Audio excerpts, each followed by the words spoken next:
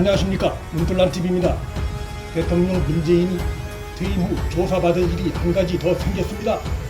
국민의힘 곽상도 의원이 27일 윤석열 검찰총장에 대한 불법적인 중징계 추진 혐의로 대통령 문재인과 추미애를 직권남용 혐의로 고발하겠다고 밝혔기 때문입니다.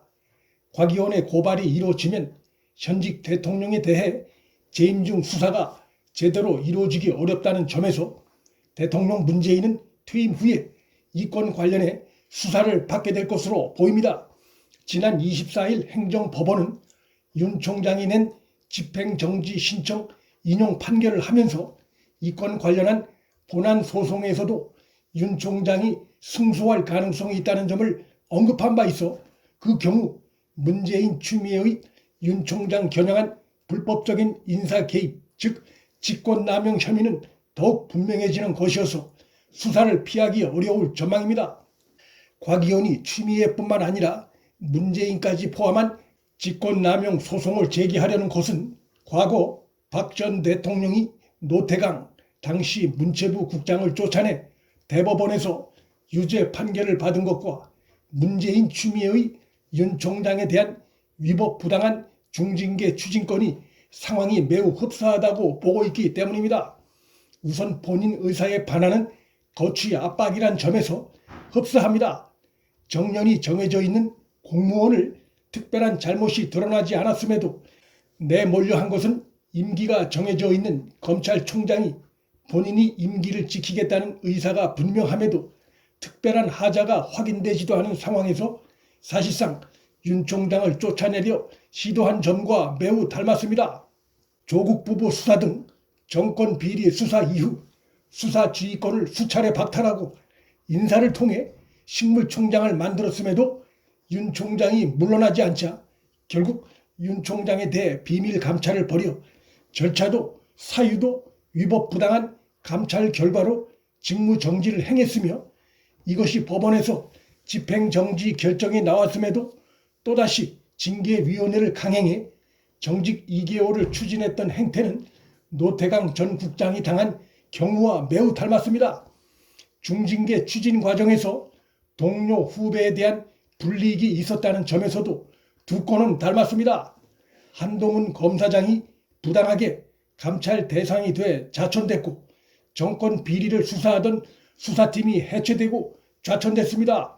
두 경우에 얼핏 겉으로 드러난 차이점은 전자의 경우 박 전 대통령이 직접 등장하고 후자의 경우 추미애가 앞장선 모행사란 것인데 이것은 구체적인 내용으로 들어가면 근본적인 차이가 없다는 것이 드러납니다.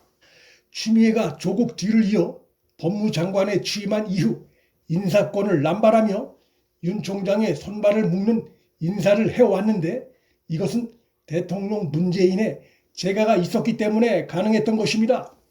검찰총장을 노골적으로 식물총장 만든 것은 누가 봐도 총장을 그만두고 나가라는 의미의 다름 아니란 점에서 문재인은 윤 총장 쫓아내기에 직접 관여한 상황입니다. 윤석열 추미애 양측 충돌이 1년 가까이 지속되는 동안 대통령 문재인은 위법 논란이 거센 추미애의 검찰총장 수사 지휘권 박탈에까지 타당한 근거가 있다며 손을 들어줬고 친정권 성향 인물로 구성된 징계위원회가 열리던 지난 15일엔 검찰을 맹비난하는 공개 발언을 함으로써 역시 윤 총장 중징계에 힘을 실어주는 발언을 했습니다. 징계심의위원회 구성 관련해 절차를 강조했지만 징계심의 개최 자체에 반대하지 않았고 이용구를 하루 만에 법무차관으로 임명했고 무엇보다 징계위 과정에서 곳곳에서 법적 하자가 드러났고 언론에 그것이 상세히 보도까지 됐음에도 추미애가 올린 윤 총장에 대한 정직 2개월 제청을 결재했습니다. 행정법원은 법무부 징계심의 의결 과정은 법적 하자가 있어 무효라고 판결 내린 바 있어 훗날 소송 과정에서 문재인이 자신은 절차적 정당성을 강조했었다고 주장해 봐야 설득력이 없는 상황입니다. 더욱이 문재인은 추미애가 윤 총장 정직 2개월을 제청하며 사의를 표명하자 큰일을 했다며 격려한 사실도 청와대 스스로가 공개한 바 있습니다. 윤 총장 쫓아내기에 문재인의 사전 지시가 있었느냐의 여부는 부차적인 문제입니다.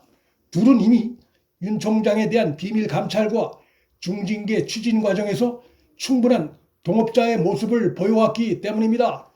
청와대 핵심 관계자는 지난달 초순경 추미애 경질 가능성을 묻는 기자들 질문에 법무부에서 진행 중인 윤 총장 감찰 결과를 지켜봐야 한다고 말해 윤 총장 징계에 문재인과 추미애가 깊은 협력관계에 있었음을 스스로 시인한 바 있습니다.